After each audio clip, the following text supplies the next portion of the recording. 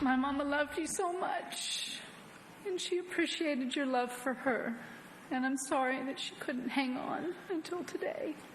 This is the first time I've talked since saying goodbye. I feel so blessed, and it's a very strange dynamic to be this broken and this blessed. An emotional and bittersweet tribute from Ashley and Winona Judd at the Country Music Hall of Fame Sunday night after the death of their mother, Naomi. She passed just the day before she and Winona would be inducted for their work as the country music duo, the Judds. She was 76 years old, winning 5 Grammys and earning 14 #1 hits over the course of more than 3 decades-long career. Naomi Judd experienced great success as well as great challenges, including health complications. A hepatitis diagnosis caused her to retire from performing back in 1990. And she also struggled with her mental health. She first shared her diagnosis of severe depression and anxiety back in 2016, 6 years ago. Judd said at times that her symptoms left her unable to leave her home for weeks on end, and that she battled with suicide ideation and with panic attacks on top of that. Now, following her death Saturday, her daughter Winona tweeted out, quote, "We lost our beautiful mother to the disease of mental illness. We are shattered." And in the wake of this tragic death, and of course with May being Mental Health Awareness Month, it is important, maybe more than ever now, to highlight the resources available to all of you out there and to know the ways we can best support our loved ones. And joining us right now to help unpack all of this is Ryan Guterl. He is the Director of Retreat Behavioral Health in New Haven. Ryan, thanks so much for being with us this morning. Thank you for allowing me to join you this morning. Ryan, so many people are shocked and saddened by this news. Well, through the sadness, what are you hoping that it brings light to? What are you hoping that people take away from this tragic news? I think what's really important to recognize here is that depression, anxiety, mental illness in general, there's no cookie-cutter way to describe it. There are millions of Americans who struggle and suffer with this on a daily basis. And so being educated, hopefully bringing more awareness to the community is something that we can all do to combat these issues. And combating it, I feel like for years we've been talking about the same things, that I think the most important steps are the hardest steps, which are also the first steps. Recognizing that there's a problem and overcoming that uncomfortableness to talk about it. How do we help do those two things? I mean, again, these are some of the very basic first steps. How do we do it? Sure. So number one is that if you start looking at what some of the obvious symptoms are for some people, that's step one.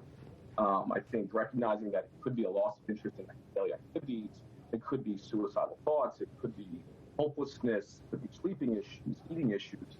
These are the more obvious things. But one of the most important things is to recognize that it looks different for everyone. And just as a brief example, I mean, you had Robin Williams who passed away in 2014, and on the surface looked like a happy guy. But for most people, it's not quite so recognizable. So that's step one.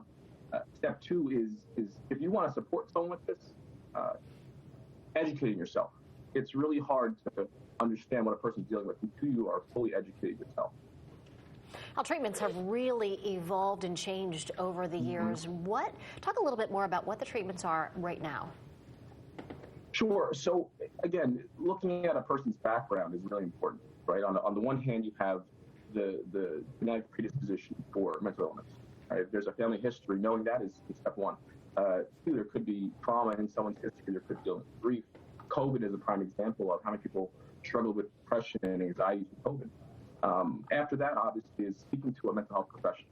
That's just step number one, because you can't diagnose it yourself. You can't necessarily treat yourself. So speaking to a doctor, a mental health professional, they're the ones that are going to determine what the next course of action would be. And in conjunction with that, one of the most proven forms of treatment for depression, anxiety, and mental illness in general is a combination of therapy or different therapies along with psychotropic medication.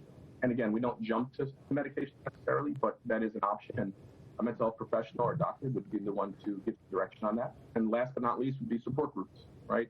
Not being alone. Communication is very important. Encouraging people to get help is important. Allowing people to not feel so alone on this road is really what's important. So how do you help somebody who's a loved one when they're going through this? I feel like there's a list of do's and don'ts, and I hate to be negative. I almost feel like there's probably a longer list of don'ts, things you should not do to try to minimize what this person is going through. Sure. I think the very most important thing is to not minimize how difficult this can be for someone. Sometimes people have a tendency to say, hey, don't worry, you'll get over this, or this is just a bump in the road, or and a lot of times it's much more than that. And the person who's experiencing it has probably been experiencing it for a long period of time. So that's the don't. The do is to make sure you provide an open line of communication. If that person feels like they have the ability to share and be open, then they're more likely to do that at some point. It doesn't mean they're absolutely going to, but having that option and feeling supported, feeling that someone is just there to listen is a big part of this. Yeah. Well, Ryan, thanks so much. We do appreciate your time, a lot of important information. So thanks so much for being with us. Thanks for having me, guys. And we do want everyone at home to know that there is help available. If you or a loved one are struggling with your mental health, there is help available. Retreat Behavioral Health has a helpline. That number is on your screen, as well as the number for the National Alliance on Mental Health. Both those numbers on your screen right now. We'll just pause for a second if you want to take out your camera, take a quick picture so you have these numbers with you on your phone if you need them or you need to share them with a loved one. Okay.